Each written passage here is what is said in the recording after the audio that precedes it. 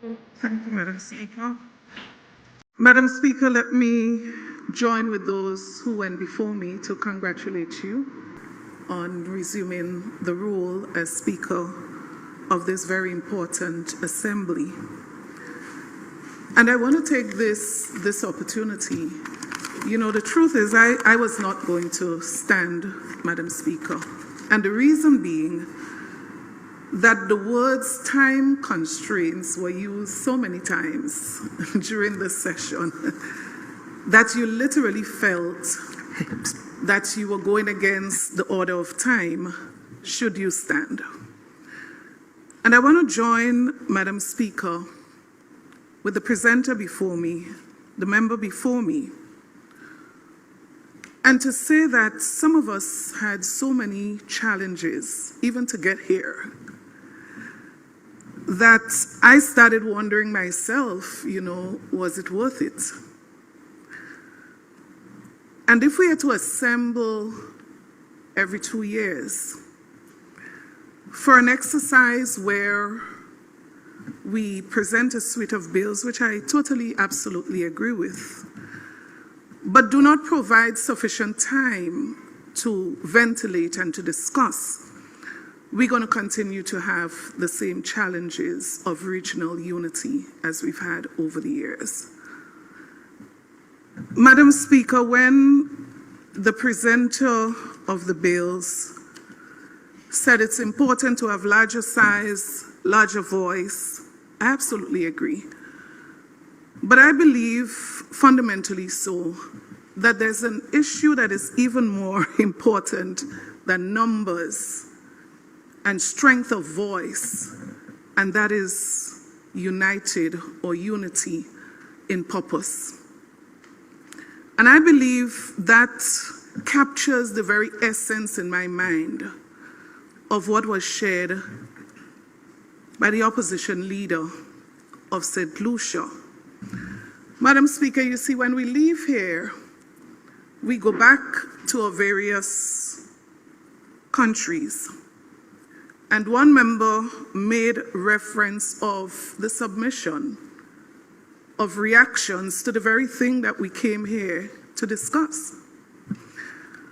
In addition to that, Madam Speaker, I also believe very strongly, as was said before, the importance of government and opposition coming together, having a common perspective and position, particularly on these matters that are so important for uniting this region. Let's be honest with ourselves.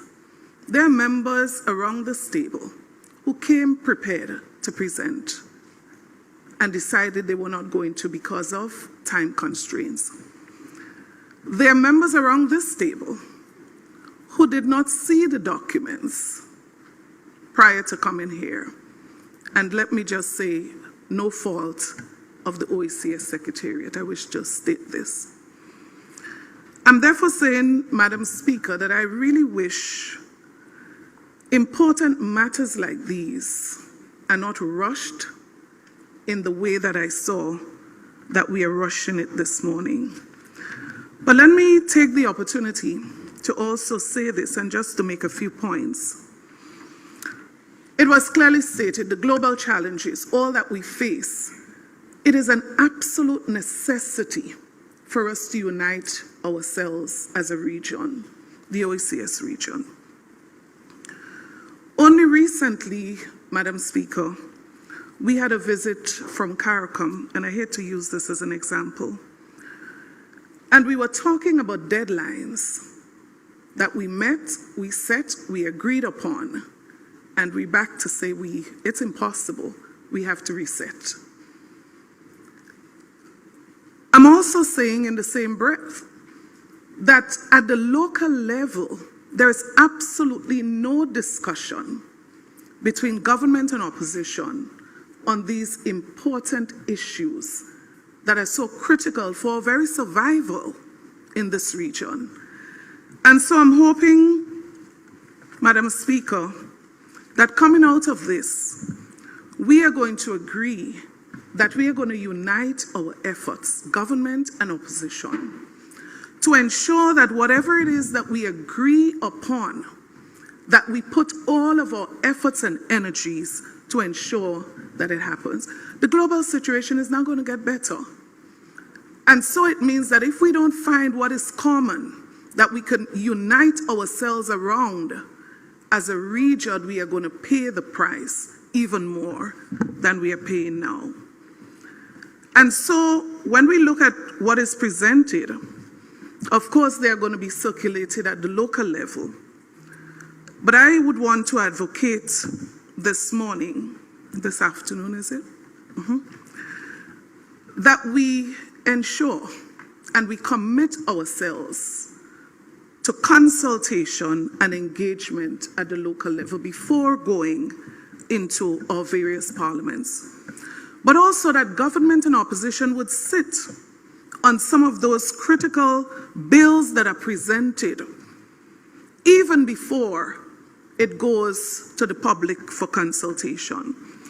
You see, we can fool ourselves into thinking that some of these issues can become partisan issues. And I want to beg and plead this morning that those things that are so critical for the survival of this region, that we seek to get buy-in through unity at the local level. How important is it for implementation? So, Mr. Speaker, when we go to our people with these bills, we want to project a united approach. But of course, to unite our efforts, we must be talking. We must be engaging. I still believe that this is one of the strongest vehicles that we have, the OECS Union, for regional integration and success, whether it's economically or otherwise.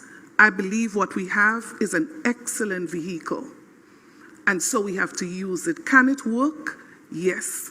But I believe there are some fundamental things that we must pay attention to. For us as an opposition in Grenada, we stand ready and committed.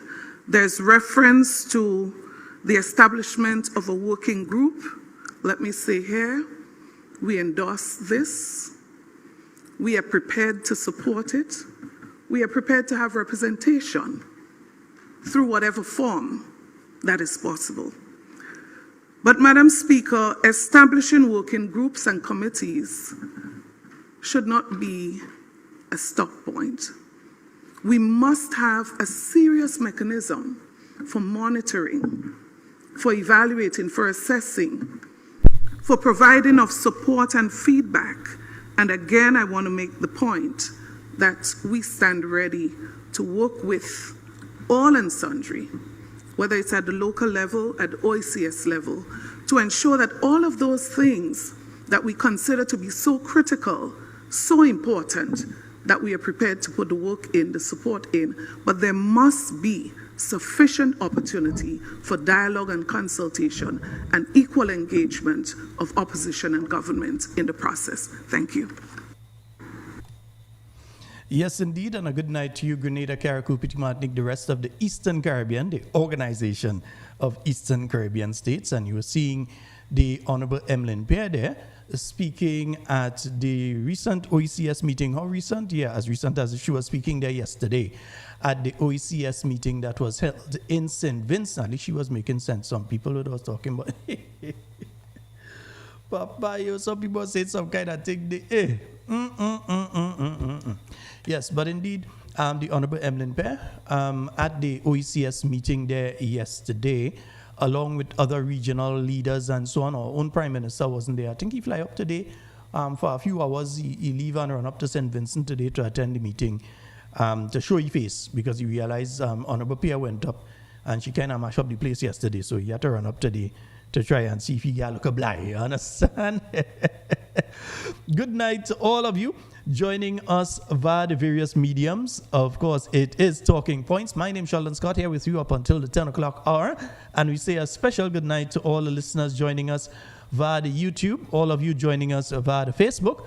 Hope that you all have been having a fabulous night thus far. Everybody sending me this thing. I've got to listen to that afterwards. We can find A lot are always sending this thing to me, and I don't know what it is. So, all right, yeah. Right, folks. So yes, indeed, I just was making sure here that I have the phone lines open. So the phone lines, and let me just move this here. Yes, the phone lines are open. You can call at any point in time in tonight's program. Let me just make an announcement as well. Yes, we do know tomorrow night is a holiday.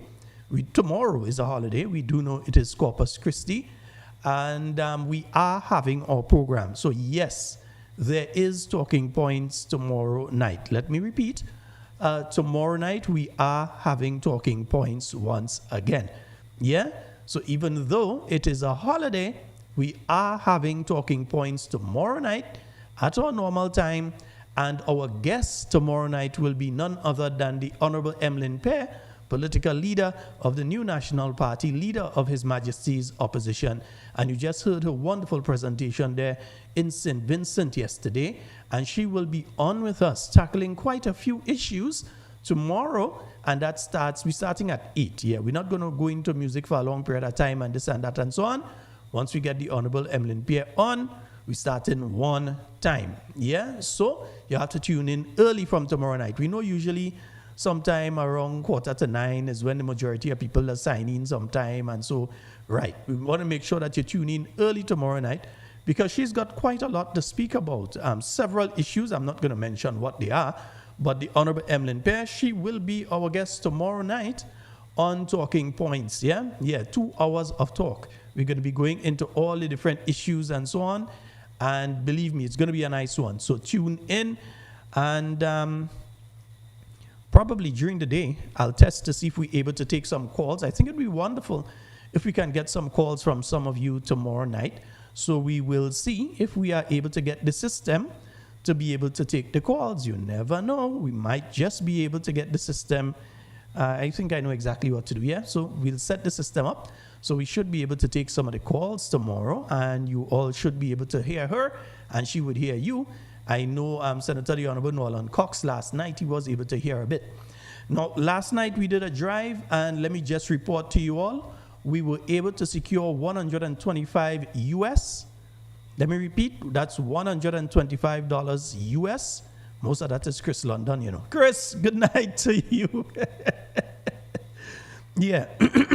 Excuse me, 125 US. That is how much we were able to get last night from donations. Those of you that were donating last night, there was one donation via the GoToFet, at least one I saw coming via the GoToFet. I think that was $30-something or so that came in. And then the $93 or so we got under the chat itself, where people I see already. Sheldon, yes, we see you have already donated. Yes, folks, if we get the chat there, we have 10 super chats. If we get 10 people to donate there, we're doing the Friday night program. If we do not meet the mark, we are not doing the Friday night program. So we got to get 10 people to donate there. Once 10 donate, it could be $10, $5, whatever, 10 people donate, we're doing the Friday night program here because there are things involved in doing the Friday night program. And as such, yeah, you know it does go. I don't know why my throat has decided to misbehave at this point in time. I did get wet yesterday and today, so I was out and about. Got wet yesterday and today. And outside of the 125 US that we have now secured, we have also a promise from one individual of a donation of 200 EC. They've asked not to be named, but 200 EC that will be dropped off on Friday. And I know there is another person that has promised. They did actually pass at my home today, but I was nowhere wrong, believe me. I am wrong. But they passed at my home today to drop off. So they know to connect with, and that individual will be able to collect on my behalf. So I've spoken to them. They know who to go to, and so on. You know what? I think I need to get some ginger tea. You know, yeah, I think I need to get some ginger tea tonight because that throat has decided to misbehave, and it decided to misbehave at the point in time that is the worst point in time for it to misbehave. Yeah, not during the program, man. Misbehave before. All right. Yes, indeed, folks, but the phone lines are open, 1473-440-7377. Remember, you've got to call us via WhatsApp. You've got to call us via WhatsApp to get us in the program because we are not at the normal studio. We are at Studio 3, not even Studio 2. We used to be at Studio 2 after we came out from Studio 1, and now we're at Studio 3. Don't worry, we will eventually go back to Studio 1, but for now we are at Studio 3. So you can call only on WhatsApp, 1473-440-7377. And I know last night we had quite an interesting conversation with Senator the Honorable Norland Cox, and he was telling us about the situation in Carriacou and Petit Martinique. Yeah, he was giving us some insight into what is taking place there. And I do have some photos, you know. Yeah, I do have some photos of what is still taking place for several people out there. In fact, let me see if I can bring it up here. Yes, I should be able to bring it up here. It shouldn't be a problem. Yeah, so let me just bring it up here. Yeah. This is Petit Martinique. You see some of the roofs are back up. In some instances, you see people still like down here. You realize that the people are still in a tent down here. Nothing for them there. This roof is off. Somebody looked like they put on something on the top here and there. These people have redone this. So, and remember, in the case of Petit Martinique, that this is without any significant assistance from government. These are mainly the people that try and do back this stuff for themselves. Yeah, that's still the situation with some people in Petit Martinique. Yeah. Some other pictures of Petit Martinique, because I think this is actually the medical station. If I remember my Petit Martinique correctly, this ought to be the medical station in Petit Martinique. We saw them cut ribbon the other day. I'm looking to see where the work starts on it, but maybe I can't see. Or they might be able to see. Where's the work started there? That is, I believe, the medical station in Petit Martinique. Anybody are right or wrong? Tell me. Yeah? So that is where apparently the work is supposed to be taking place, on the medical station in Petit Martinique. They cut ribbon, all kind of thing. Nice, right? So that's how you do right now. Nice. Let's go. Okay, now this is just some more. You see the situation with. Well, actually, what you're seeing here used to be a house, huh? And apparently what is what is happening there is that the people are living underneath. So you can see that, let me see if I can increase it here. So you understand what's taking place there now. Yeah, the house used to be here, and you could realize that there's a little door or something on that side, so the people bang up a little something and like they underneath. Yeah, and a similar situation in this location. You could realize like a little door over here and thing, so that there's a tent over the entire thing. So you realize what is going on. Some of the pictures are just overexposed, but you realize what's taking place in Petit Martinique still. Because there are some people that try to give you the impression that everything is all well and okay for the people of Carriacou and Petit Martinique, but we realize a lot of tarpaulin still there. Yeah? A lot of people, the roof isn't back how it ought to be. And as such, well, hey, all you look, all you, a Build Back Better house being built. Yeah, a Build Back Better house being built. That's the house that the MP was saying nearly 90% complete. Yeah, there's a Build Back Better house being built in Petit Martinique. Yeah, we give them a Nancy Pelosi clap for that one? Yeah, we will give him a Nancy Pelosi clap for that one. Again, tarpaulin. Roofs in Petit Martinique. Remember, these are the people that are telling us that everything all well and okay in Petit Martinique. You recognize the, oh boy, come, go back to where I was putting you, right, nice. Yeah, that there's a tent at the side here. You realize the weather has not been too nice to that tent as well. Yeah, similar situation. Again here, tarpaulin situation. Another shot. Again, I believe, this is supposed to be the medical station, I believe. Petit Martinique, yeah, man. More shots of, I believe that's still Petit Martinique. Petit Martinique, yeah, Petit Martinique, right, yeah. Yeah, that's PM again. Yeah. Because these people are giving you the impression that everything is all well and okay for the people of Carriacou and Petit Martinique right now. So sometimes you have to just give an indication of what the reality really is on the island. Yeah? The good thing is that the people there they've become resilient over the years. Yeah? They've become resilient over the years. If I am not wrong, this one is, I think that is the jetty. Is that the jetty is that Petit Martinique or Windward? I think this one may be Windward.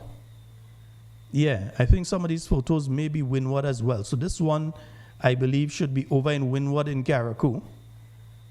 Yeah? Yeah, is that the jetty? Yes, I believe that is the jetty that usually they used to get the boat from to go over to Petit Martinique. Well, the one that is supposed to have been rebuilt, I think they turned sod and thing for it. Yeah. I think they turned sod and thing for it. So we are waiting to see what is going on, because remember, they tell us everything all well and okay and the place well rebuilt and thing, man. Yeah, they tell us everything going nice and perfect for the people up there in Carriacou and Petit Martinique, and you all have seen the reality. So when Senator the Honorable Nolan Cox was speaking yesterday, he was speaking as an individual who went up there and has seen what is taking place, seen the reality. Not a person who just saying things, somebody who has been there and is seeing the reality of what the folks there are going through and continue to go through. All right? And in just under 2 weeks, I'm not going to say celebrating, but there is going to be the anniversary of that hurricane. That is going to be taking place in just about 2 weeks from now. Less than 2 weeks from now. It's going to be the anniversary of that hurricane. Yeah? So when they give that impression that everything good and everything nice and everything has been done properly and all, yeah, the joke they're making. All right? Yes, again, Mr. Sylvester, thank you so very much. We see you have donated $5 towards Friday night's program. All right? 1473-440-7377. And remember, this is after how much? 118 million. They got 118 million, right? We have a call online. Hello, good night. Hello, good night. Good night, Sheldon Scott. Hey, how you doing, Papa? Good. All right. Good night, Sheldon Scott. It's good to know you're good. Load the volume in the background and cut and go through. Huh? Take the volume off in the background, please. Okay. No, let's hold on. Mm-hmm.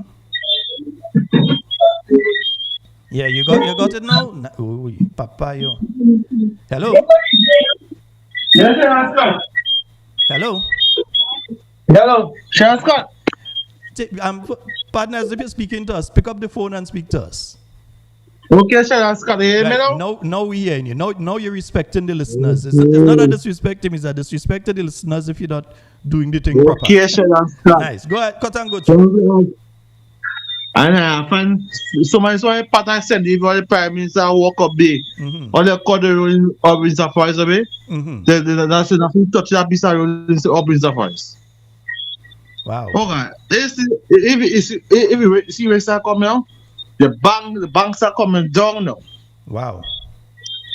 So you know what going to if some get some heavy rain.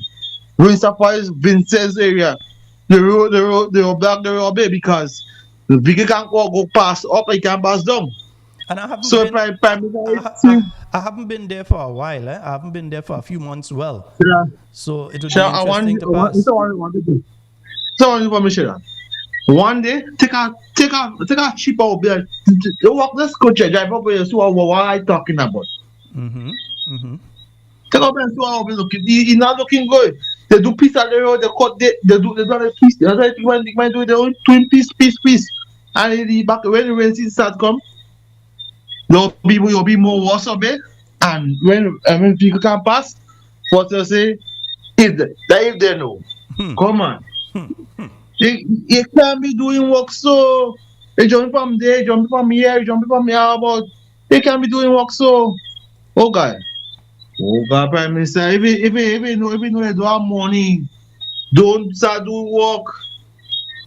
Oh gosh, are you quit accident on the road? When people run up there and run to my place, what do I say? the country of the road. Oh my, now he said Lara. Oh God. Oh God. They look at Caesar Lara, they do some work at Lara. I like they do peace there. Next time they leave the Lara and they go somewhere and do peace. Oh God, man, do better, man. Do better than that, man. They're playing It's hopscotch. real. Partners, they're playing hopscotch. You look so because playing the don't hopscotch, from there, man. don't from there. I see they do some on Insta Monday, this long there. Same day do again. They do from there, they jump on next piece again. They do from there, they jump on next piece again. That looking good. Hopscotch. That not Hopscotch. looking good. Oh goodness. Nah man, that hopscotch they playing. They ain't fixing road. That's hopscotch. They say but they bring drain. Now I ain't find that drain. They give some young boys no work to do. I was black to see when I put up in restaurant area. The box eating all. I don't can contract if they give them money to work. So I'm sorry if I agree there. I Man, agree I now. smiling, but it's a serious situation because it endangers lives. Yeah. It endangers I'm lives. sorry if I agree. I'm sorry if I agree now.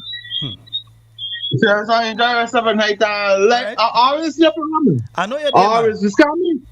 Miss Cammy, big up yourself. Big up yourself, Miss Cammy. I know. Make sure you go and buy a bottle of water by Miss Cammy tomorrow at least, eh? I always support the Cammy. Yeah, I man. always support the Cammy, man. You know that Always. you know that is we people. We must support her. Whether it's a bottle of We water, are we buying it. Oh yeah, yeah. Of course, I support Miss Cammy, man. My more support. Anytime I go into Miss, I go buy Miss Cammy. I buy a beer. I drink something by Miss Cammy. I'm more support Miss Cammy. So enjoy yourself. Enjoy yourself tonight. I'll see your program. Thank you very much, brother. Yeah. All right. Yeah. 1473-440-7377. What the caller is raising there is a serious issue. When you have that sort of issue taking place with the road, where you have that parts of the road or the wall around it could collapse and that kind of thing, it's danger. Because we all know what happens anytime we get a few hours of rain in Grenada. We all know what happens in our country when we get a few hours of rain. You have landslide here, and you see St. David. I remember at one point in time, there were over 60 landslides. That was during the period of the New National Party. There was some heavy rain over a period of time, a number of hours, and you had landslide left, right, and center. So if when you're doing the work, you're not doing the work proper, and you're creating a situation where outside of the natural areas, where the soil may become loose and come down and so on, you're creating additional areas for that problem. You have to double check what you're doing. But then again, anytime you speak about things in this country, there's the kind of response you just get when you're talking about things in the state of Grenada. When you're talking about things. Yeah, it's like you don't have a right to talk when you're in Grenada. Nah, you must have a case of mutitis, like how some people are having mutitis. And Kathleen, thank you so very much. We see you're chipped in there. And yeah, like it's a case of mutitis. Like pull up, but the thing go, yeah, look here, man. Come on, play now, man. Yeah, you had to play. Yeah.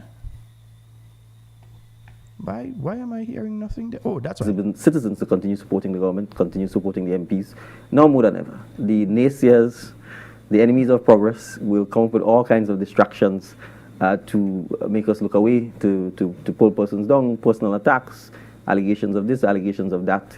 But at the end of the day, I think Grenadians can judge for themselves whether people care about them. Oh, yeah? Let's hear him again. The naysayers. Yes, I'm a naysayer. Yeah, the naysayers. Supporting the MPs, now more than ever. The naysayers, the enemies of progress, will come up with all kinds of distractions to make us look away, to pull persons down, personal attacks, allegations of this, allegations of that. But at the end, how do you know it's allegations alone? Have you done an investigation, a proper investigation, commission of inquiry, whatever? You're just saying it's just an allegation, eh? All right, let me hear you again. The naysayers, the enemies of progress, will come up with all kinds of distractions to make us look away, to pull persons down, personal attacks, allegations of this, allegations of that. But at the end of the day, I think Grenadians can judge for themselves whether people care about them, whether they're hardworking. A pleasant good night to you, Sheldon. Yes, indeed, my dear. Go right ahead. Sheldon, yes, the big drain in Simon, the big drain in Simon, they call it the Ravine. Yeah. Tell Tessa in it cleaner. Too much of mosquito. Oh gosh, Nana, Right now, I do them bush thing. take it over. I do them thing go and damage your skin and are bad for your skin. I do them thing go and bite you, you know. Sheldon, right now I call it because mosquito biting me. Nah. Well, we have to get some cocoa fat and thing for your skin. We can't let that happen.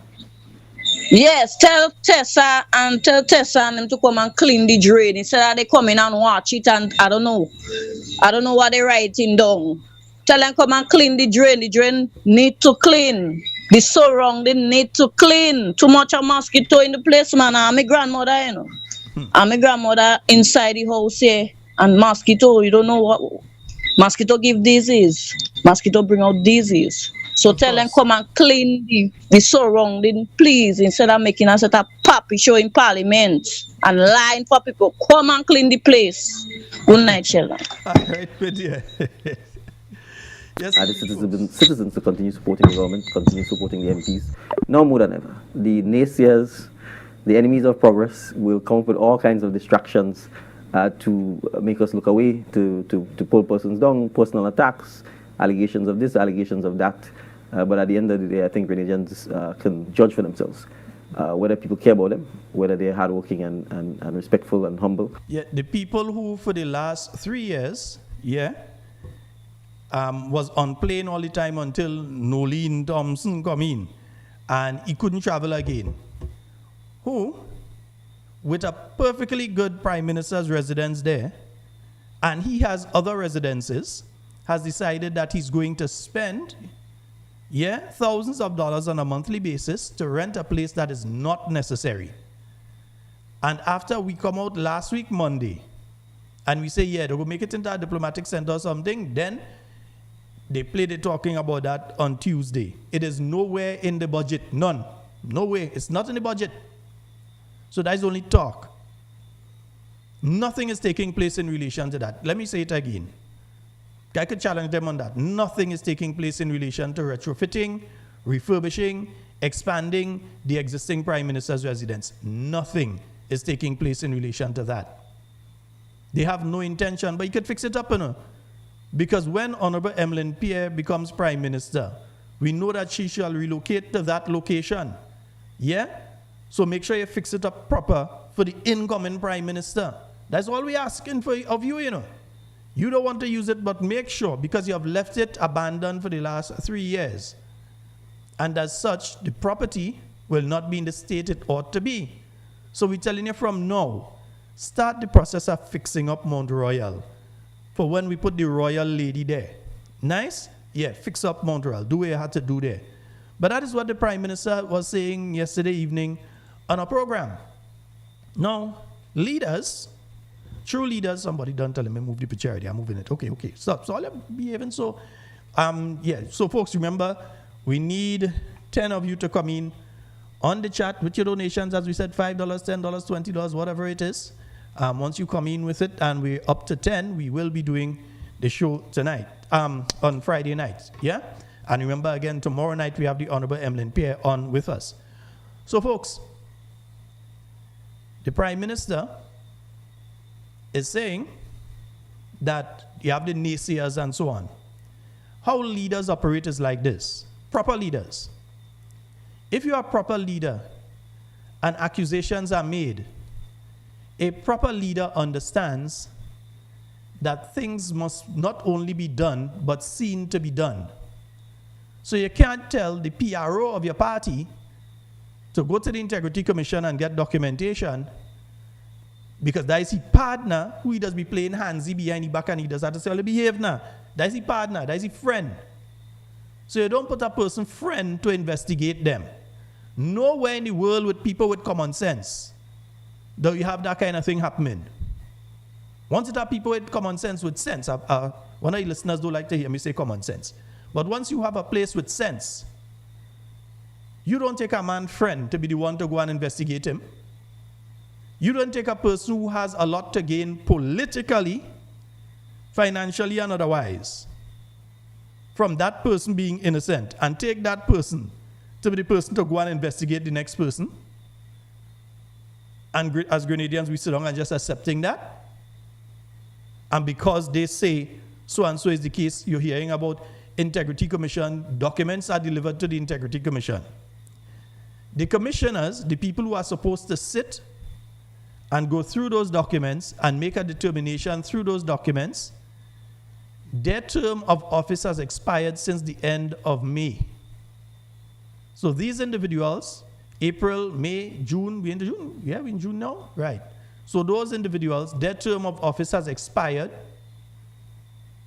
and you're not hearing of them being reinstated or some other group being put in place, whatever. You're not hearing of an independent commission of inquiry, because if somebody is innocent, you should have no problem in just proving to the public instead of leaving the perception out there. And it's not just a perception, you're all trying to cover up. That's it. That's it. You ask the average man on the street. Ask the bus driver in the morning when you're going. And if they are honest to themselves, and if they are honest to you, they would admit that what you're seeing here is a classic cover-up.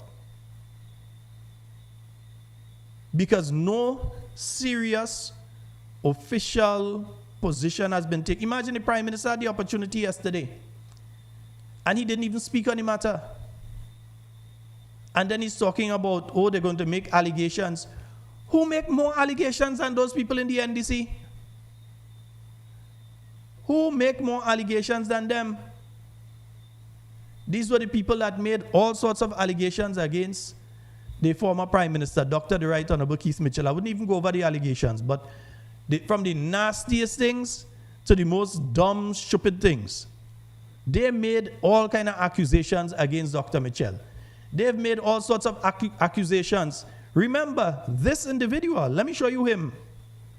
This individual here, that guy, is the same one that came to the Grenada Trade Center towards the end of 2022 and accused the new National Party of being involved in corruption with some Polish man. And he has the cabinet conclusion. And as of today, the 18th day of June, 2025, he is yet to present to the Grenadian people the cabinet conclusion that shows that the new National Party was part of a cabinet conclusion where they're supposed to receive money as the party. So there's a cabinet conclusion, in his words, saying that there's a cabinet conclusion that gives the NNP X amount of money. To this day, the same person who alleged that, the same person, call a hold one moment, please, let me finish my thought. The same individual who, when he was at that same meeting, made allegations towards our now political leader, Honorable Emlyn Pierre. Remember, the person who talking about, oh, they're going to make allegations and so on. If hypocrisy was a person, his picture would have been the encyclopedia tag. I'm telling you as it is. This is the same individual that come talking about faith program. That is the same person that came talking about Polish man. That is the same person who has made various other allegations. And now you're talking about, oh, to go make allegations against us and support your MP? And go to hell. We have a caller online. Go ahead, caller. Hey, good night, Sheldon. Good night, Talking Points. Good night, good night. Sheldon, you ought to be a prophet, because you won't believe that I was talking to a friend of mine about that same Polish guy issue. That same money they say go in this office in Grenada. And mind you, they have the evidence that's in their possession, which they can easily prove. But Dr. Mitchell challenged them. Bring it. Let's see what you're talking about. And they can bring it. So here's what I sit down and decipher in a little quiet time when I was home. Now, I could be wrong with that. But I believe Mr. Ron Whitehead fall in a very, very, very, very deep trap. Very deep trap. Because I believe Tanti Jenny anticipated what these lunatics would have been doing. Had she given actual credible evidence with actual names of people, they would have gone and do exactly what they do and try to make it disappear. So in hindsight, Ron fall in a trap. Let me ask you a question. Who tell you that is not what she do? Exactly. And they prove themselves to be so stupid, the foreign. Because you can't tell me. No, not that I'm saying that she did what you said. I'm saying who is to tell you that she did not provide proper information with names and everything to them. We, the general public, we are not aware because I think the individual who made the application to the Integrity Commission understood the importance of privacy in relation to what you are bringing to the Integrity Commission. We do not know. I'm not Ron Redhead. I don't know what was taken to the Integrity Commission. If you know, well, you could face your thing and your jail. I do not know what was brought to the Integrity Commission. Yeah? Well, no, I'm just thinking about it in hindsight because how these guys are operating right now, based on what a man is saying and what a man said is that he do investigation and the people that is involved in this committee, they sign oaths and they have secrecy and privacy to upkeep. And if the goodly lady who is in charge of that committee under her staff or any one of her staff breaches any of these contracts, it's a serious thing for we in Grenada and other bodies that got around the Caribbean because this thing is not only being heard in Grenada, right? And this program that this guy went on and said that is look at like around the world basically. So they are making themselves very foolish for one, exposing themselves to a program that where they look more foolish, which is actually good for them basically, because that is their demise. And then the general brother goes and Vincent and make another set of stupid statements. I mean, they are doing things for their own demise. I don't know if they're seeing glory in it or they just don't care. Either or the latter, I don't know. I mean, these they are not cohesive in their messages. And strangely enough, the brother who at the center of this is not on island again. So I mean, the PM is here, I guess. But he went to Vincent, he come back. But the brother is not here. So I mean, they are playing cat and mouse. It's a matter of time till they get catch up with. But let's see how it plays out. But I feel, have you heard the first song I played tonight? Yeah. I've been listening. Don't press a man. But where you gonna run to? All right. I honestly believe that brother fall in a serious trap. You will say I tell you so. Have a good night. All right, my brother. Thank you. 1473-440-7377. Those are the numbers for you to call and get on the inside. So when you hear some people talking, always remember the people and their history when they're talking. So when some people talking about allegations and things and don't bother with them and they're just trying to distract an allegation, just remember, daddy. Citizens to continue supporting the government, continue supporting the MPs, now more than ever. The naysayers, the enemies of progress will come up with all kinds of distractions to make us look away, to pull persons down, personal attacks, allegations of this, allegations of that.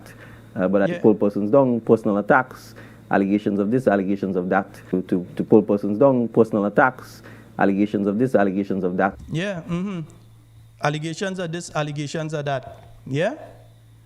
And when you all making allegations against other people, it's okay. But when people make allegations and back it up with documented evidence against some of you, like the fact that you, Mr. Prime Minister, still remain a CBI agent, your company still remains a part of Grenada's CBI program.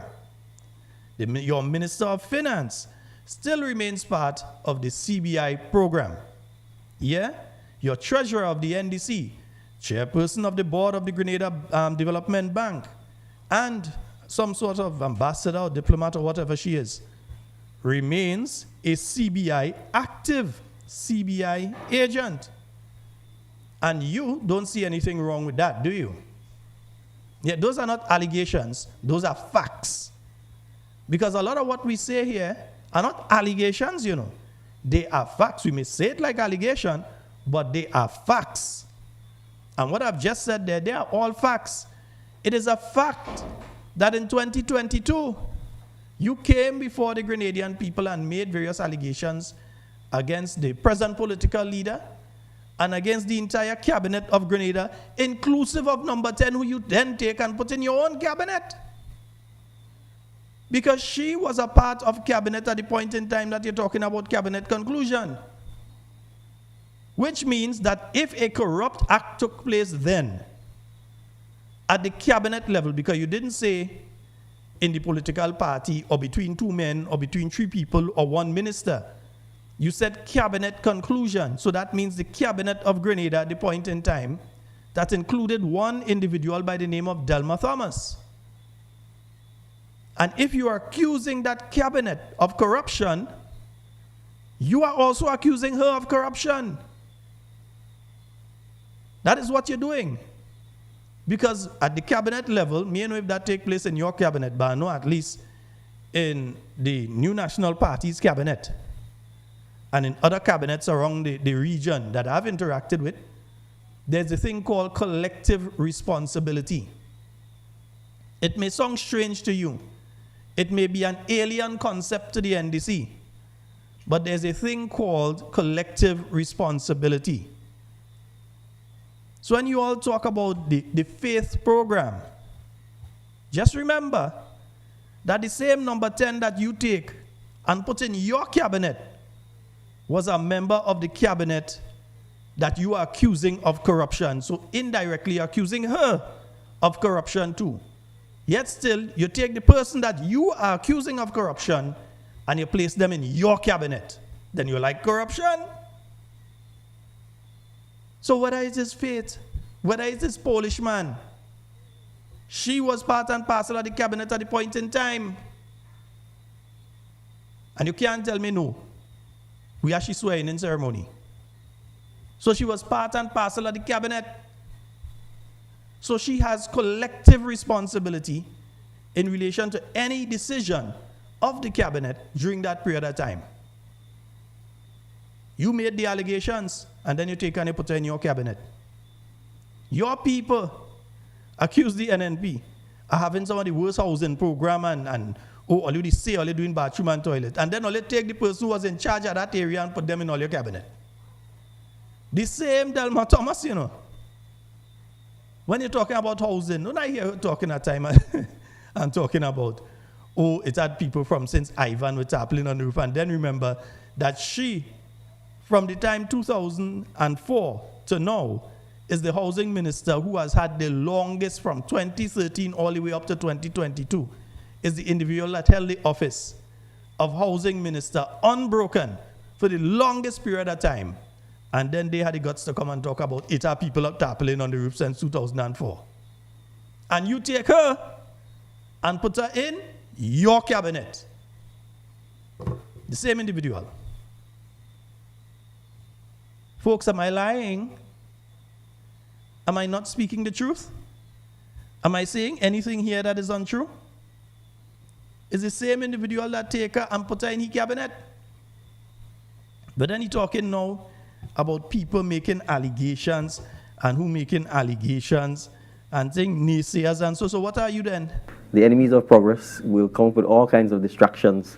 And be very careful with that word, those words, the enemy of progress. All revolutionaries could tell you that when you see the revolution went on the platform and they used that particular terminology, enemies of progress, you know what the next stage was for those individuals who are so labeled there? You all know. Am I lying? Am I not telling the truth? Tomorrow is June 19th and a bomb blast. Yeah, that's the anniversary of bomb blast. Tomorrow, June 19th. And you know once the revolution had a rally or something and they went on the stage and they label somebody as a counter, or some group of individuals or organization as a counter, or they label them as enemies of progress, what it progressed to was not a nice thing. Yeah, what it progressed to was not a nice thing. We have a caller online, go right ahead. Hey, good night, Sheldon. Good night, my friend, go right ahead. Yeah, Sheldon. I listen to people play with the Prime Minister. We talk about enemy of progress. And let me just hold on. Let me just say, let's not waste time repeating anything I said. If you come with something new, come with it. But we don't want to waste time repeating anything that I've just said. Yeah. So go ahead. Yeah. Yeah, I just talking about that. When we look at what's going on in our country, in our allegation, it is clear to see that what this government doing is the blind could see that what they're doing is no progress. Is even if we get any progress for the packet, but you have to ask the people who are going to compete in Martinique, are their life better off today, right now, or before the last election, or better now off today than before? And it is clear to see that Grenada is much worse off state than it was before the last election. So right now, Grenada is not going forward. Grenada is regressing. It's going back and back. The only thing that is going forward and the progress that is make that is taking place under this government is the progress of the ministers and the friend packet. More money coming into the packet. The people of Carriacou and Peter Martinique, they get the majority of damage in this burial. And look at the situation that we're going in Carriacou and Peter Martinique. The people, they need a house.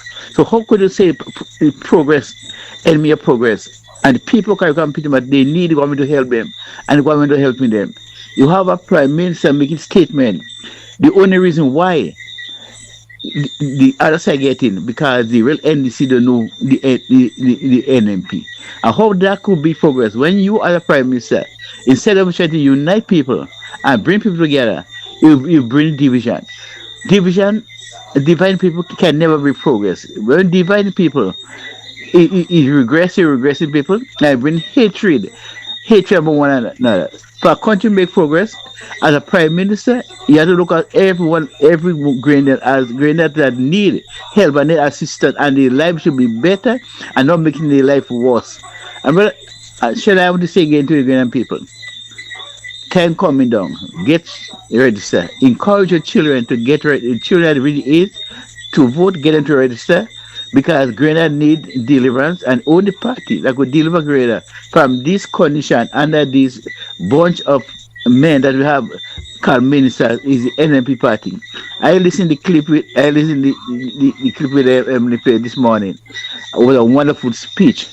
I enjoyed it. I could sit down and listen to it, because that's what I call a true leader. A leader that is to go anywhere in the world and represent Grenada, Carriacou and Peter Martinique.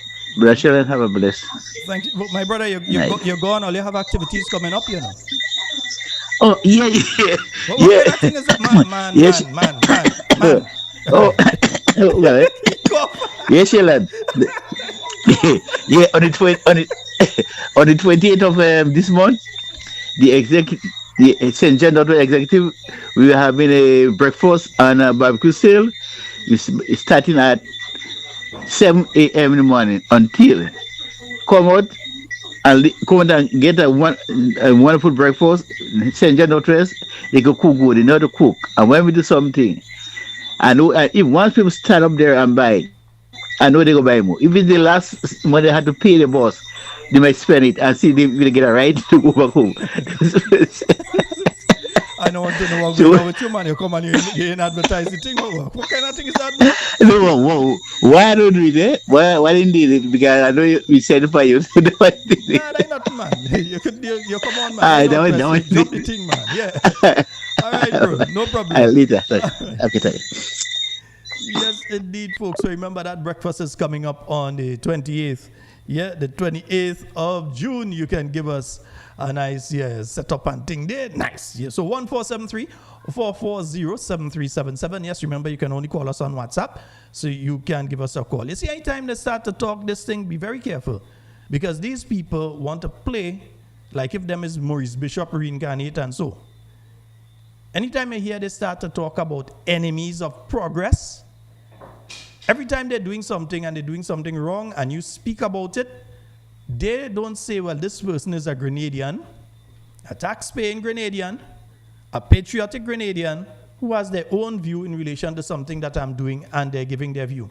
No, it turns to, always what? Enemies of progress. Be careful with you see them terminology? Go and ask the old revolutionaries. When you see they stand up on stage at a rally and they say enemies of progress, bet your bottom dollar the group of individuals who they name that is up the hill like an auto boy for them. I can tell you that.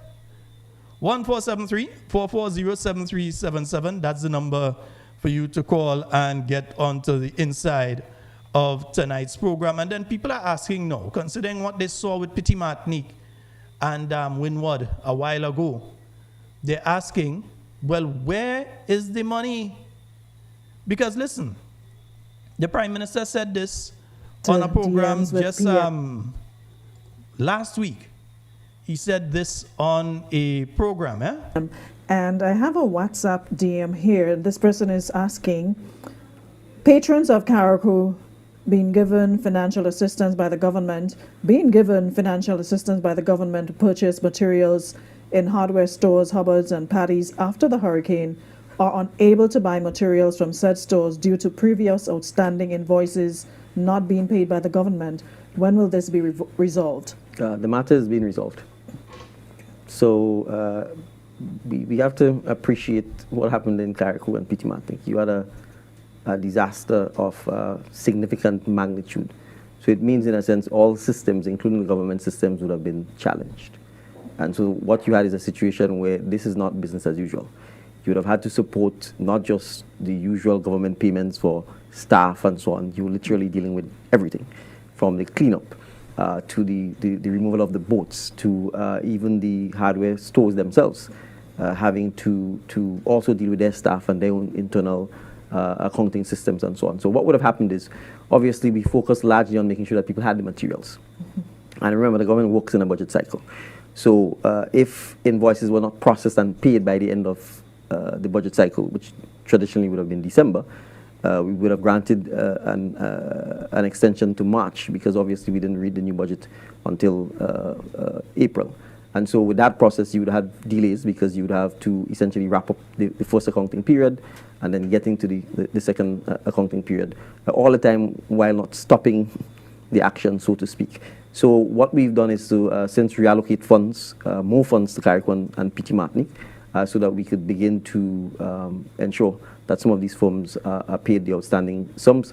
They may not have received the checks as of today immediately, but certainly we expect that by the end of Friday, most of them should be well on their way to having the funds paid. But that is going to be an ongoing issue, because obviously... So, according to the Prime Minister, as of last week Friday, these people were supposed to be paid. As far as I know, because I have been checking, none of them ain't getting money yet. Yeah, so the situation still remains that when it comes to Carriacou and Petit Martinique, that the people not getting any materials. And remember, this situation ought not to be there, because in January, close to $400 million, according to the Public Finance Management Act, you can, in case you have not done the budget at the end of the year, it gives the opportunity for you to, and we'll get back to that. Let's take the call. Hello, good night. Hi, good night, Sheldon. Good night, and good night to the Talking Point family. How you do? Good, very good, very Nice. good. Go right ahead, brother. Yes, listening to this DM, whatever it is, whoever it is that's there, I suggest it's the Prime Minister. The voice sound a bit familiar. I didn't see the face, but the voice sound familiar. Like I didn't put the video up.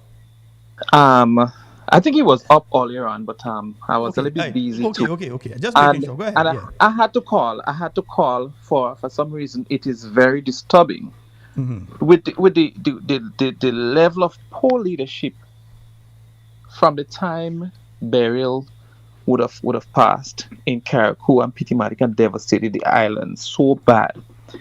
It is lacking in all aspects and all areas, as it relates to housing, as it relates to the psychosocial needs of the people, as it relates to everything, the equitable distribution of the relief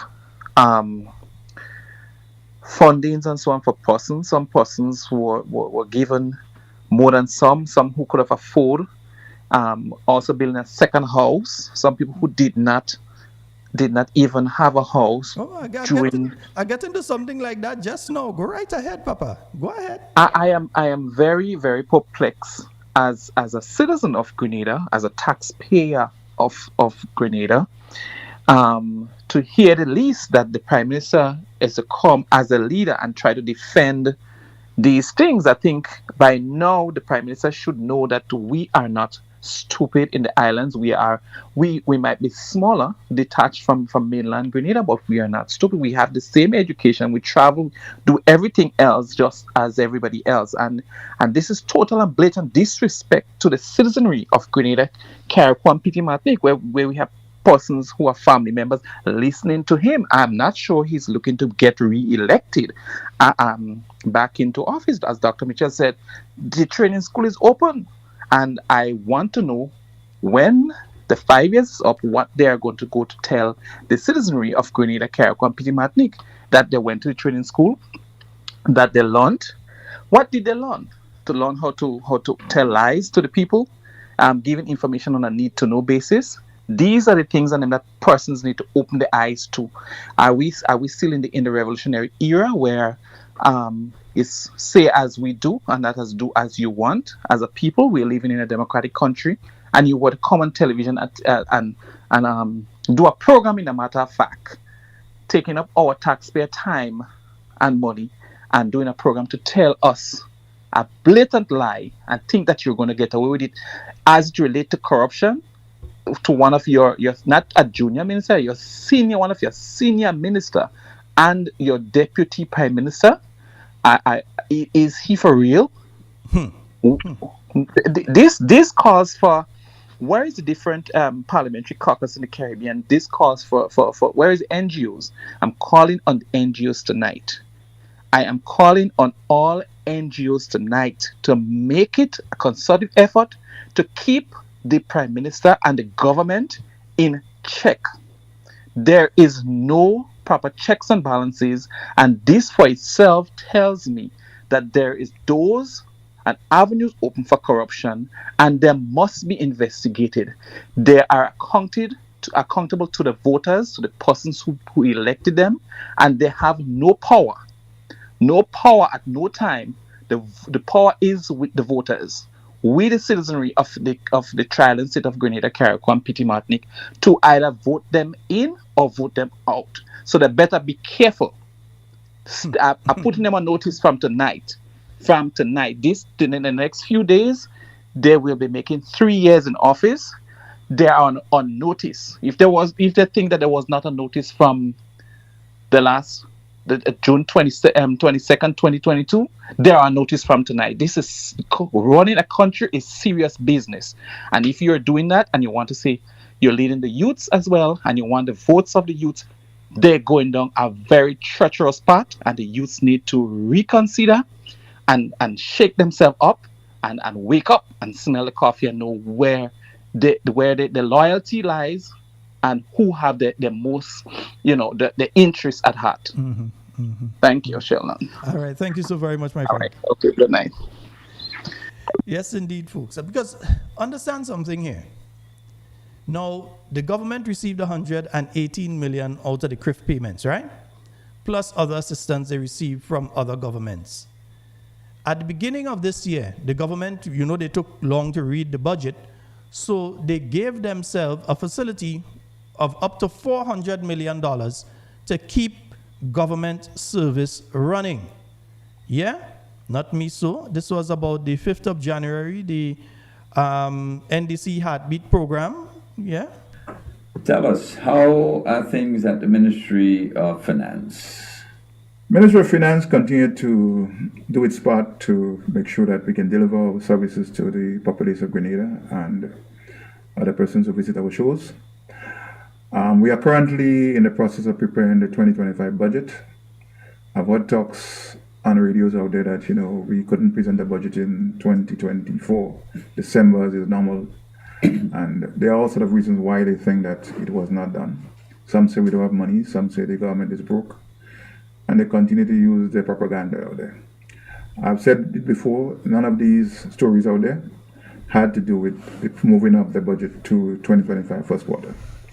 In fact, only Thursday and Friday gone, I signed off on the general warrant that gives the ministries and departments the okay to spend for the first quarter of 2025. Mm-hmm. The amount is just under $400,000 $400 million, Yeah. because it takes a 3 month period for Right. all the ministries and departments. So you heard it yourself. He gave the okay, and this was on January 5th, somewhere around there, that he did this interview. And he's saying that they gave the okay for 400 million. So what happened to that money? Why is it still a situation that you have contractors and building supplies and etc. in Carriacou who are still not paid? And even here on mainland Grenada, that you have similar situation. When you say you didn't have a money problem, people say, no, you don't have money and thing, and that is not the issue. Then what is the issue? Incompetence? Let's hear it again. 2025 first quarter. In fact, only Thursday and Friday gone, I signed off on the general warrant that gives the ministries and departments the okay to spend for the first quarter of 2025. The amount is just under $400 million, because it takes a 3 month period for Right. all the ministries and departments.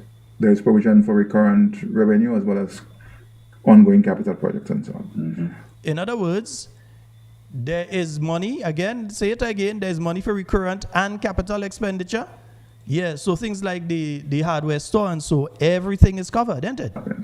There is provision for recurrent revenue as well as ongoing capital projects and so on. During that time, So there should be no way that we are talking now in June. Since they had the money, they're supposed to have had the money. Remember, he said, we heard the Minister of Finance saying that they didn't have a money problem. You're hearing people saying that the government do have money and so, and that is not the case. You also hear him saying that he made provisions there for the first few months of the year up until when the budget is done to be able to pay all these things that had to be paid.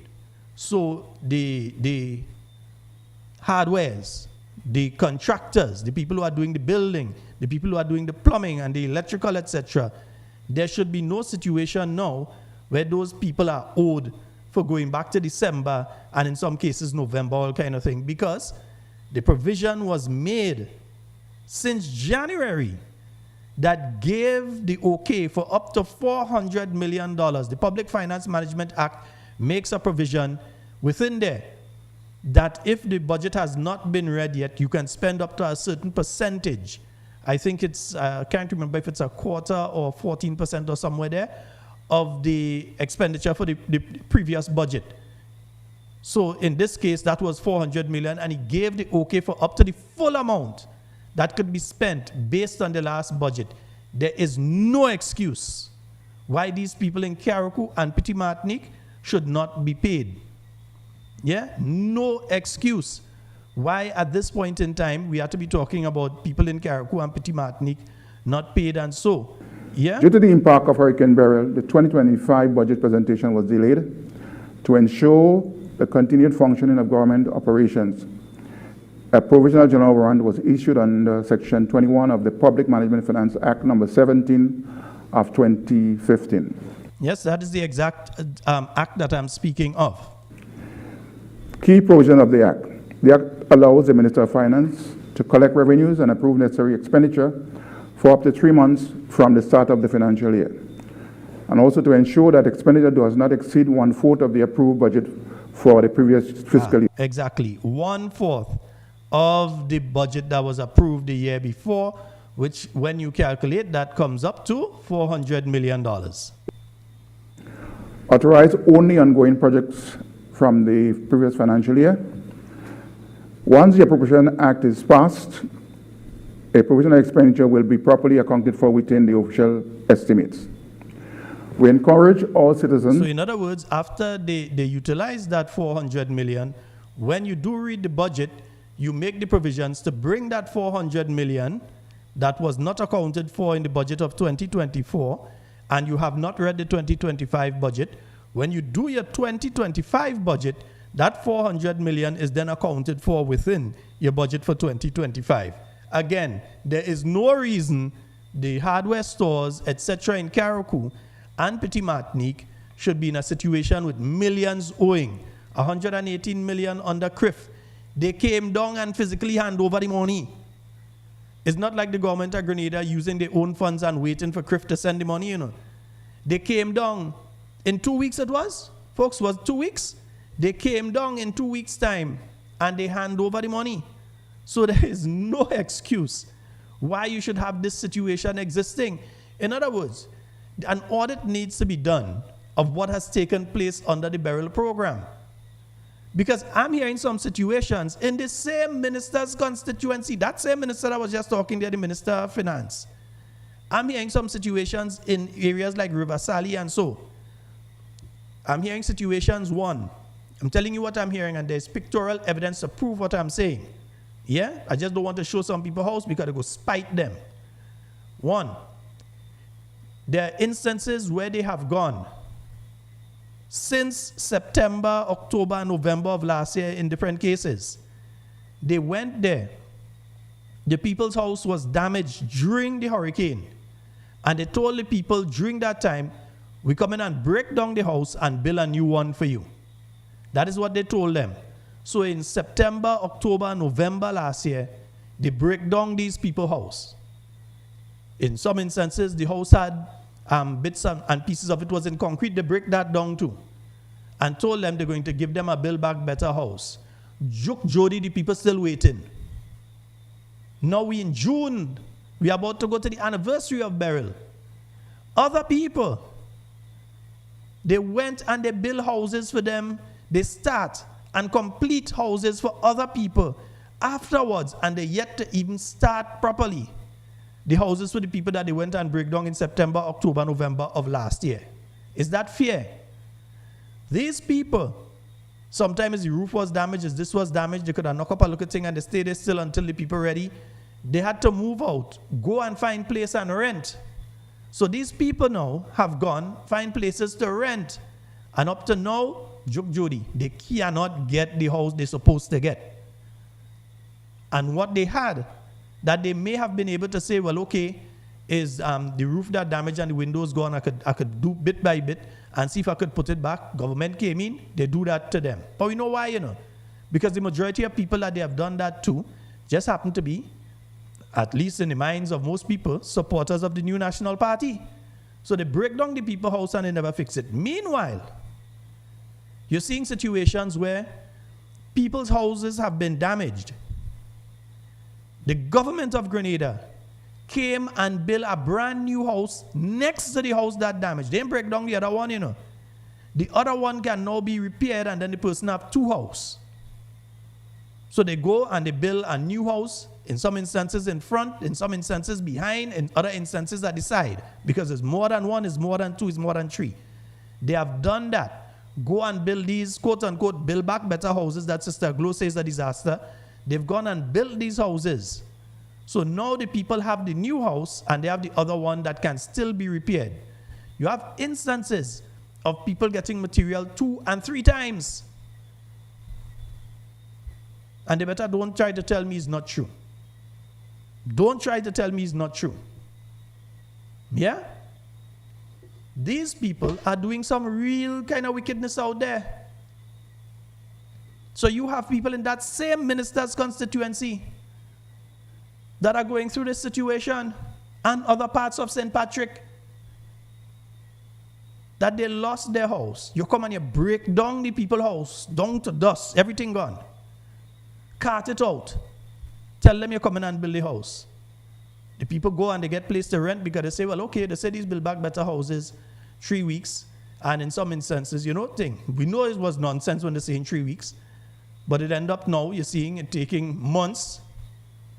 You're hearing Build Back Better houses building in Petit Martinique since January. We just show you a picture of one of them. We are in June. And we're about to go into the next J for the year. July. And house still building. Not one Build Back Better or prefab house has been handed out by the government of Grenada in Petit Martinique up to this point in time. None. Zero. We have a call online. Hello. Hi, good evening, Brother Sheldon. Hey, how you doing? I'm all right. Very good, thanks. All right. Yeah, good night, Grenada.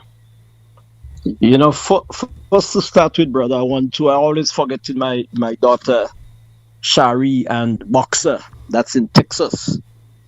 All right, they're avid listeners. They always, and I want you to shout them out every night we have program. Call them out. They Of are course. there. My brother in Brooklyn, my sisters, many siblings out there, they're listening because we share, we like and share, okay? Mm-hmm. All right. Now, to be honest with you, brother, I don't know where to start, but let me see.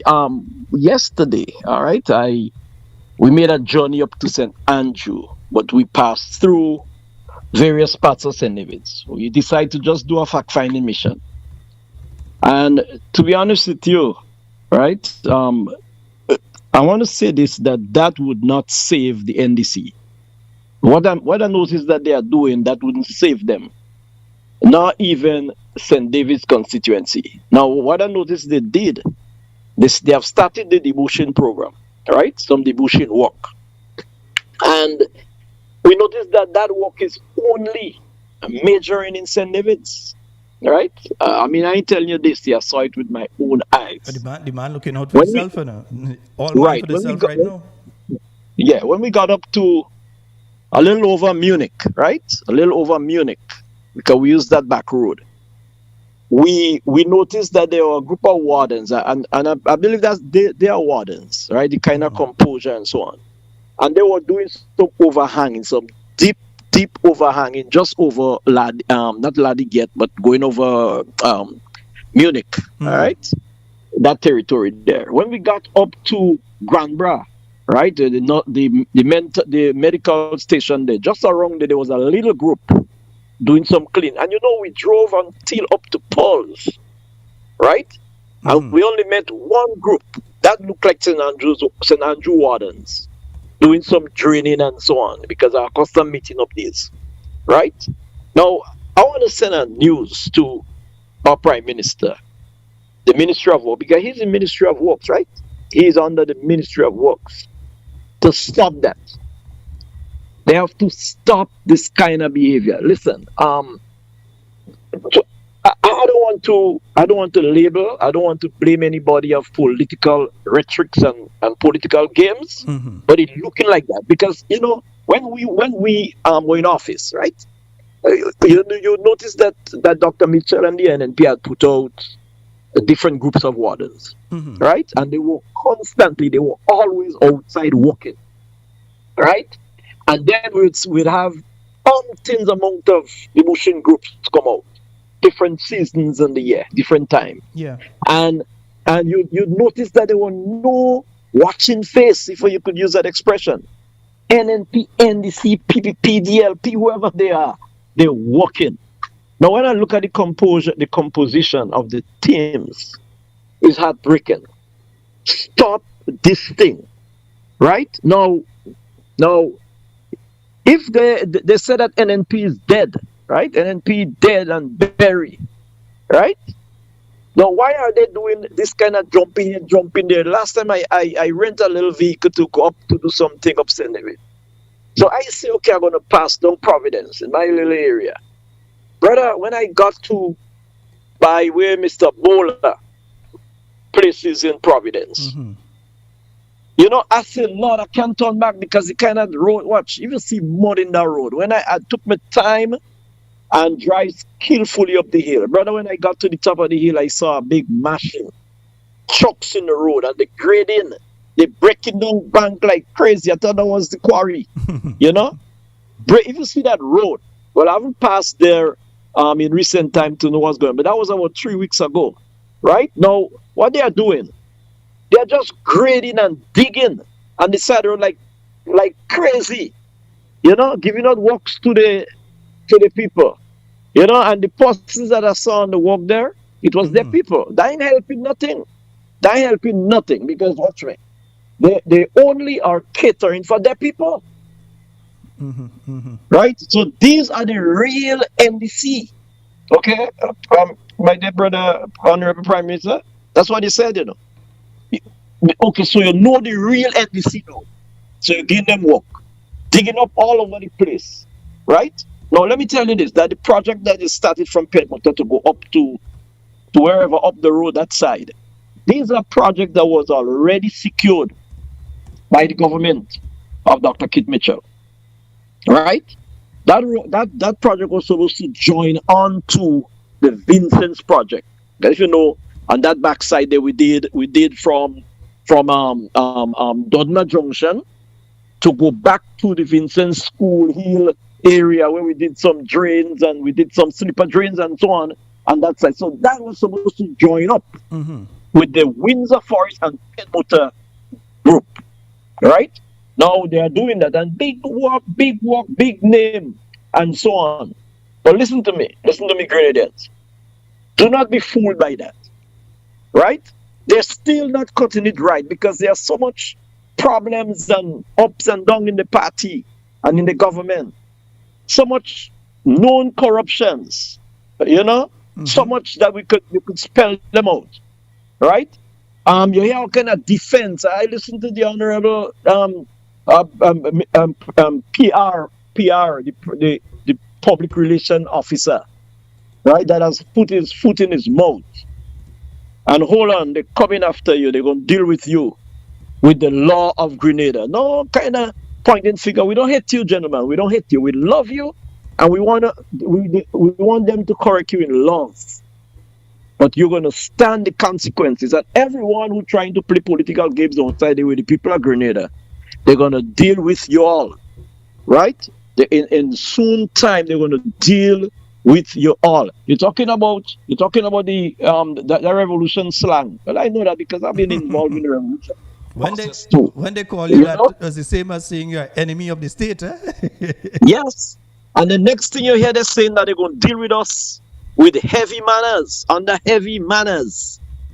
Right? And they're going to be calling you counter NDC supporters. We are counter NDC. Well, you put us in that bracket because you told us that we are not real NDCs. Right? You told us that it's like the only person that should survive in Grenada ought to be NDCs. Well, listen, we're coming after you with our fingers. We're coming after you. Call the election. We want you to call it. We want you to go ahead and call the election. Set the date. Call it. Right? Call it.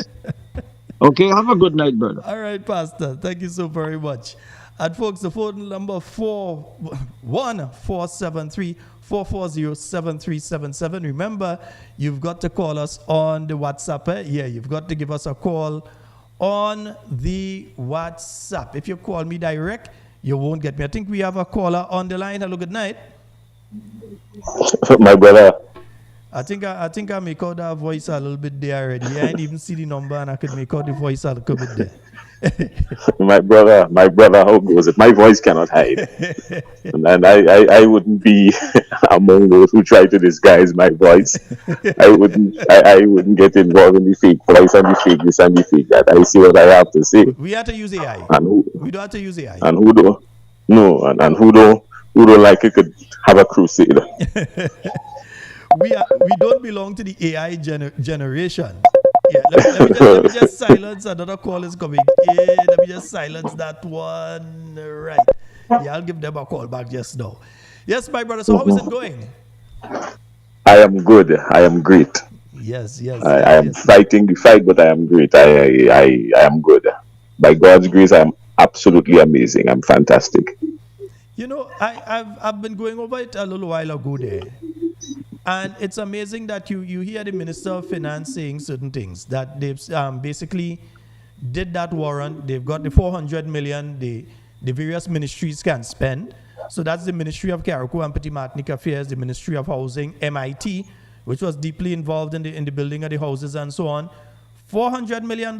You all have the money. Go ahead, spend, pay the people, pay the contractors, pay for building materials. Now you have building materials stopped because the people ain't get money. And then you're telling us that you do have a money problem.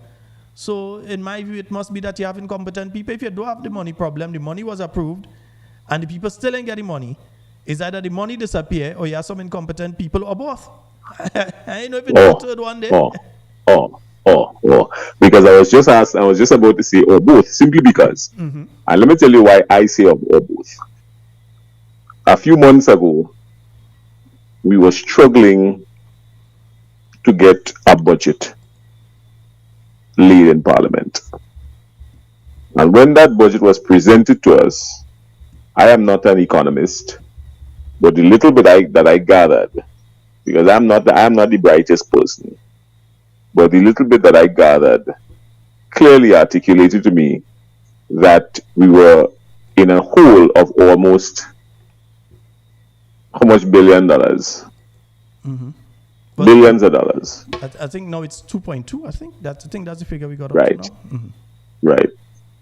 So clearly that 400 million can be, you could talk about 400 million, but if you don't have it to spend, you could only talk about it. And if you're seeing 400 million that you want to spend, you have to be able to know how to juggle that 400 million so that it can make sense to everybody. You see, these people walked into the Ministry of Finance and saw money and thought that the money was coming from a bottomless pit. And so they spent money. But I grew up in a poor household, and I understand that when my grandmother had $500, she had to pay $50, not the full bill, because she can't afford to pay the full bill. So she had to pay $50 to the shop down the road that she credit from. She had to touch a little bit on the electricity. She must touch a little bit on the phone because somebody had to call just in case, or we had to be able to call just in case something happened. You know, everybody had to get a little play.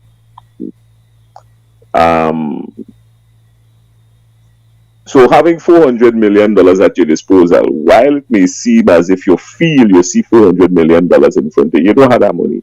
That is not your money.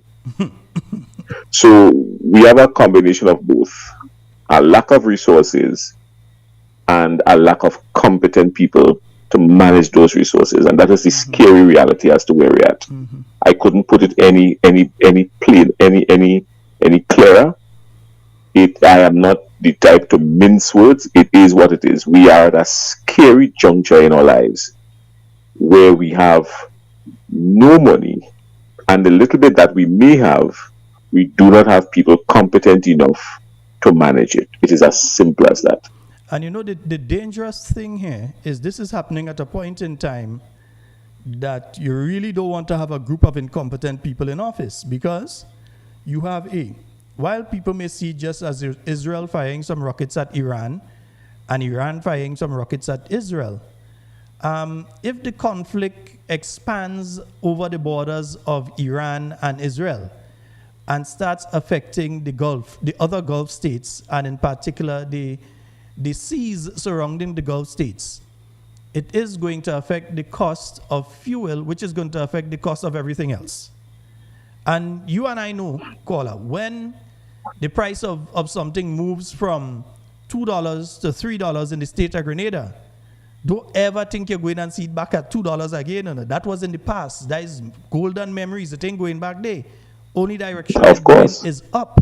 Is up. So even, up. Even though even though the price of the fuel might go down, the price of electricity might fluctuate according to the fuel, because that is pegged with the fuel price. That would fluctuate with that. But the price of the goods and services, once they go up, they stay up. And we are going to go through, within the next 6 months, because of what is taking place there, they've bombed the fuel depots in Iran. It already is affecting the cost of fuel, which we're going to feel the effects of in a few months from now in our electricity bills and in the cost of other items. And outside of that, forget that, put that aside. You still have the U.S. and what the present president of the United States is proposing, is threatening, in some cases is doing, and the economic impact of that is going to start affecting small island states like Grenada. Again, within the next 6 months, by Christmas, it's going to be a different story.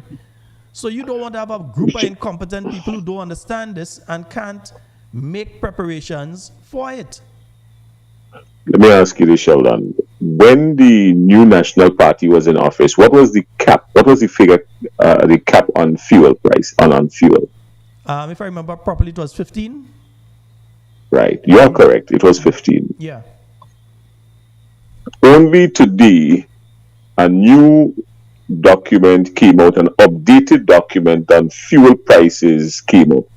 Again, the review, and the only thing that has remained steady is the LPGs, the 40-pound LPG cylinders, which of course has been subsidized by government for years. Yeah, since about 2010. But apart from that, since 2010, that has been that. Yes, right. But apart from that, do you know that everything else has increased? Everything else. Diesel has increased. Gas price has increased. Kerosene Has every single thing has increased. And then the government tells us not that they will cap it, but that they will consider taking actions if they have to go over, if fuel has to go over $17 a gallon. You understand what they're saying? Yeah, $2 more than what they're telling us basically. And they're telling us that they will not cap it at 17, but it is something that they will consider. Mm-hmm. So we could end up with fuel price at 18 a gallon. We could go to 19, 20. And then they might decide we'll consider for next month. Let's stay so for this month. And then make what revenue they can. And then come out like heroes and say, well, we cap it next month. Yeah. It's a sad situation. And needs and to these be little things are being done. These little things are being done over the heads of people. They are very good at publicizing what they're doing when they want to do it. And I want to point out something to the people here now. Pay close attention to a lot of the things that you're hearing. Why do I say this? I get the feeling that we are living in a police state.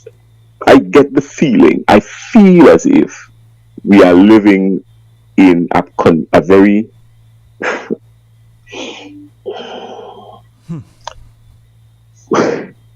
we are living in a state that reminds me of 79 to 83. And when I hear words like, or press conferences will now be on a need to know basis, you see that phrase, need to know? Mm-hmm. Go back and see where that phrase really originates from. Mm-hmm. Go back and see when the Prime Minister speaks about what is the one he just used as you were speaking there in the interview that he just had with his enemies of progress? Enemies of progress. Mm-hmm. Go back and see where those statements originated from, and who was the orator of those statements. And this Prime Minister has basically attempted to fashion his whole persona to that of the late Maurice Bishop. And while I understand and I appreciate the likability for Maurice Bishop, I want to remind people that he was a revolutionary prime minister, a prime minister that was involved in taking away the rights of people. And I see absolutely no different here. We have people in this country who are free to speak. I did a live maybe yesterday, I think, or the day before, I can't even remember. And somebody met me today and told me that they were itching to even comment, but they remember that they can't comment, they can't like, they can't say nothing because you have people watching them like hawks. So every time they comment on something or they like something that is against the government, it is like they are being ridiculed and chastised, and most of the times lose the little that they have for it. People, we have to get up and go and vote for our freedom if we don't vote for anything else. You want to know how disrespectful these people are? The mother of a candidate was called aside by the mother of an executive member of the NDC. So a mother of a potential candidate, a caretaker of the NNP, was called aside by the mother of an executive member of the NDC and was told how you could let your daughter get involved with these kind of people and them. You understand the mentality there? You understand the mentality already? How I thought you and your daughter were intelligent, how you could let your daughter get involved with these kind of people and them. That is how they're referring to members of the New National Party and supporters of the New National Party. There's this mindset that a sort of, I'm better than you, I'm smarter than you. People have to get up and go and vote. people have to get up and go and vote for their freedom. I cannot say it any clearer. Our freedom is being curtailed. Our freedom we will lose. There are things now that have become the norm. There are things that has just become the norm. That before you ask somebody to do something, they say, "Oh, me, as a public servant, I can't say that, or I can't comment, or I can't like something on social media." And I'm like, really? But weren't you doing that 4 years ago, 5 years ago? What's up? So if nothing else, most importantly, we need to vote for our freedom, the freedom to say how you feel, the freedom. We have a podcaster, or 2 or 3 of them, that refers to the former prime minister's old nastiness and all kind of derogatory. And that's we sat down and everybody listened to that and smiled at that, because it's Pekong. No, you can't even disagree with a policy. You can't even disagree with a position. Our integrity has been compromised to the highest order when the public relations officer of the party can say that he conducted his own investigation. This is a man that never worked nowhere in his life. He doesn't even have a background in having a proper working knowledge. This is a little boy that has not been associated with any national, cultural, social organization. You don't even know that in any organization the PRO do not conduct any investigation. It starts with the disciplinary committee. You don't even know that. You've just compromised the office of the Integrity Commission, the Governor General, the commissioners themselves, past, present, and future. You don't even know that. And here's the thing, this is not a party issue. This is a national issue, an accusation made about a government minister in his government portfolio. If you want to have a national... So will the party come in? The party has nothing to do with that. This is not somebody go out there and say, well, they attack the NDC out there, or that they have done something in their capacity as an NDC member to attack the NDC. This is a government minister who is accused of doing something while holding his government portfolio, utilizing his government portfolio. That had nothing to do with the party.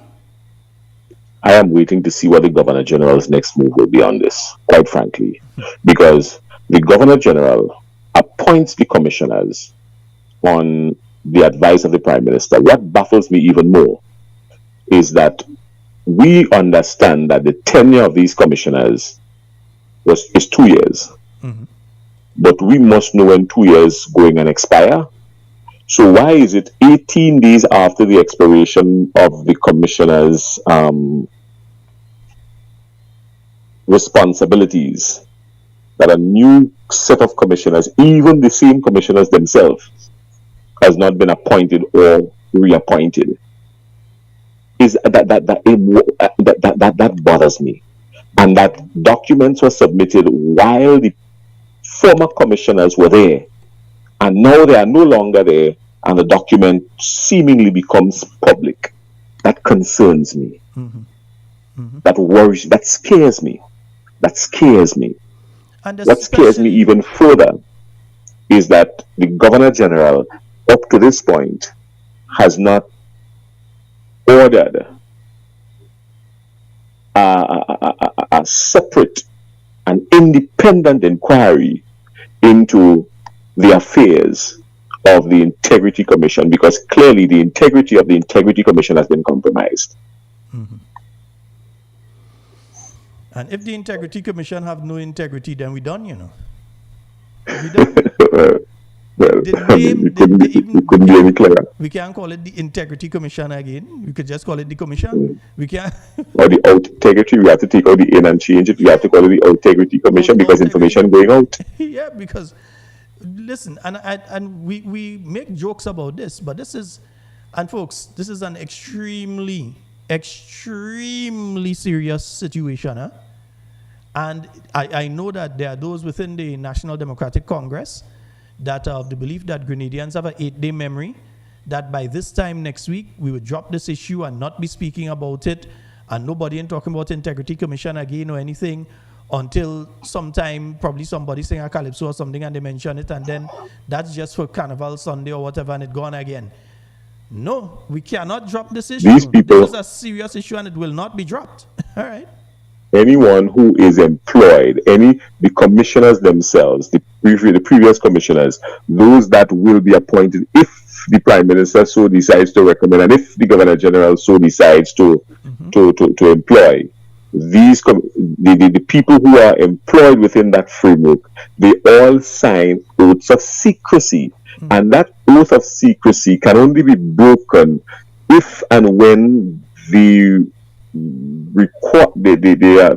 information required is summoned through a court of law, or if the commissioners themselves decide to make it public on the advice of the Governor General herself, who is responsible for that Integrity Commission office. So I think Grenada needs to take a serious look at the office of the Governor General, because the Governor General's office is supposed to be the office that puts in the checks and balances within our system. They're supposed to be the ones doing the appointments and putting in the checks and balances.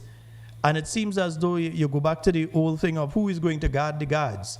So like you have to put in checks and balances for the Governor General's office as well. At least that's the statement by the MP for St. George Northeast has also compromised the office of the Governor General. Yes, it has. It has also compromised the office of the Governor General.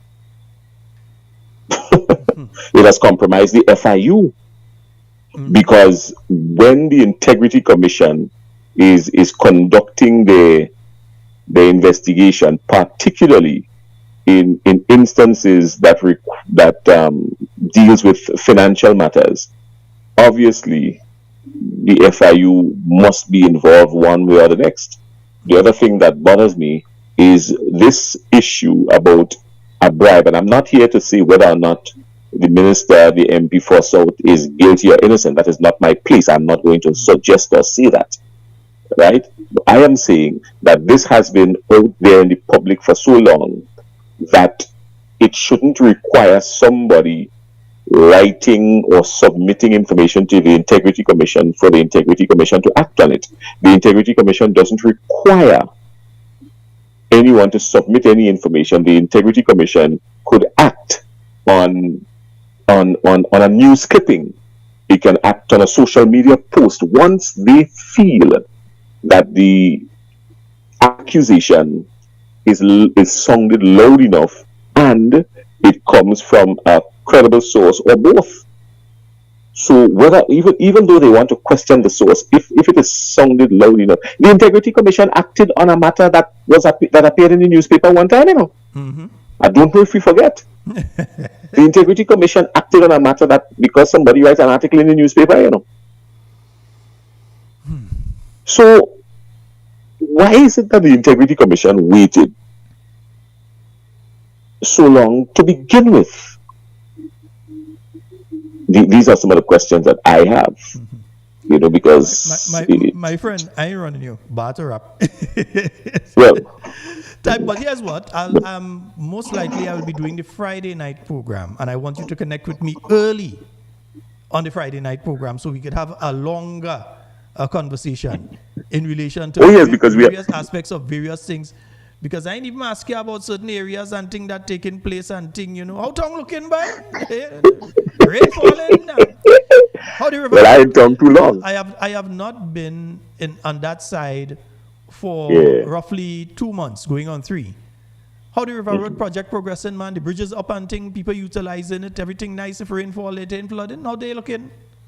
Yeah, well, the River Road project is the wall you're talking about, that the retaining wall project. The Prime Minister said that he had the bridges, because remember the bridge by Steels is supposed to be replaced, as well as the Humpback Bridge. Yeah. The Prime Minister said that the bridges were in Grenada. What else did the Prime Minister say? Because he said, what has he not said? We still, the truth? we still falling for that stupidness. Let me tell you something. The fact of the matter is, nothing has been done in town. Absolutely nothing. The river is just the same way as it is. The mud that was piled up on the bank of the river after Purcell coming down is still there, so that when excessive rain, the children that go into school in River Road and surrounding areas have to go to school without water boots. So I have seen children with plastic bag in their foot tying. I made a big fuss about waiting until school is open in December to dig up in front of Wesley College and Park School and whatnot. And let me tell you something, man. I don't know. Quite frankly, I am disappointed with the people who have been elected in town. They've won the seat in town on showmanship, and the people in town are disappointed. And then there's this other person who has been crying out for a chance to represent the town, and in my estimation, a total waste of time. But that requires a different day and a different conversation, because we have time. CJ Clown Joker. Yeah. CJ Clown Joker. Clown Joker. It's a circus, you know. Yeah, it's a circus. No, it's a circus, you know. Clown Joker. Yeah, CJ. No, it's a circus. It's a circus, and we have a front row seat with popcorn and coke. Before I get in trouble, we gonna talk on Friday. Friday, please the Lord. All right. I will make myself available, and I will be there from as long as you will have me, because we have things to speak about. We need to have some conversation. Have yourself a great. Thank you so very much, my brother. All right. Yes, indeed, folks. And oh boy, it's gonna be very, very unfair. I will have to take a minute or two, because there is an individual who has been calling for the longest while, and I'm going to give them a minute or two, because I think it is only fair to them. Don't worry, I'll go reach where I had to go. Right? I'm going to give them a minute or two to be able to have their say, because they've been trying to call. I know for the past couple of weeks they've been trying to call directly on the landline, and they finally found out how to get onto the WhatsApp line. They've been trying to call, and I just wanted to give them the opportunity. And like they want the opportunity, boy, we papa, like they want the opportunity. I'm trying to give them what like they wanted. Folks, before I head off tonight, I just want to say one thing to you all here. According to what we are hearing from the minister with responsibility for housing and social development, etc., the project, that is the Build Back Better project, the Beryl project, is due to end at the end of July. It means those of you whose houses were broken down last year and the houses have not been built back yet, they still haven't built back a house for you, and your houses were broken down last year, that once those houses ain't built by the end of July, that is it for you, Yeah? Housing is a big one. Oh, yes. Yes, and just remember, I'm going to play this quick and then I'm going to head out. Responding to burial since the disaster. A lot of work in Carriacou was done, and in the north, the other parishes were slightly affected, but they were affected, and we're hoping to conclude the burial response by end of July. End of July, because you must have a window where you operate for response, right, and then you move on. You can't be responding to a disaster for forever. End of July, because you must have a window where you respond by end of July. End of July, and we're hoping to conclude the burial response by end of July. End of July, and we're hoping to conclude the burial response by end of July. End of July, because you must have a window where you operate for response, right, and then you move on. You can't be responding to a disaster for forever. Well, of course yes, not. and what we recognize is that We need to go back to the regular housing program because a lot of people are on the waiting list and they are waiting. We had to set that program aside a bit to focus on the burial response. Right. Yes. So although some persons receive housing whilst we were doing the response, we were mainly focusing on burial response. So we want to conclude the burial response by the end of July. Right. So we could continue with the regular housing program. And we've been doing quite... Yeah, so they want to conclude. So remember, that is, if you ain't get your house yet, they break down your place and you ain't get it, just remember, and we're going to play the last clip for tonight before we go. I was giving the person a chance to call back who was trying to... That came out clearly after the burial response. Yeah.